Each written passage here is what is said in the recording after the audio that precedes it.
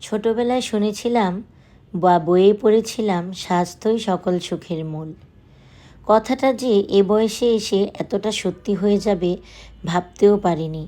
আসলেই তো, গাড়ি বাড়ি টাকা পয়সা ধন সম্পদ আপনজন পরিবার পরিজন সব কিছুর জীবনে দরকার থাকলেও স্বাস্থ্যটা সবচেয়ে বেশি গুরুত্বপূর্ণ।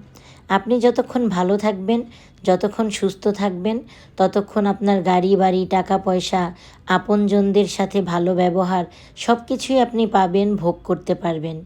কিন্তু স্বাস্থ্য ভালো না থাকলে এই জীবনে কোনো কেউই আপন না, আর কোনো কিছুই ভালো লাগে না। খেতে ভালো লাগে না, ভালো কিছু পড়তে ভালো লাগে না, কোনো কিছুই ভালো লাগে না।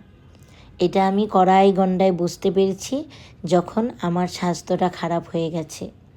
চেষ্টা করি নিজের কাজটুকু নিজে করার জন্য, আরেকজন যাতে বিরক্ত না হয়। তারপরেও স্বাস্থ্য আল্লাহর দান, আল্লাহ ভালো রাখবেন এই আশাতেই রয়েছি। আপনারাও দোয়া করবেন, সবাই ভালো থাকবেন।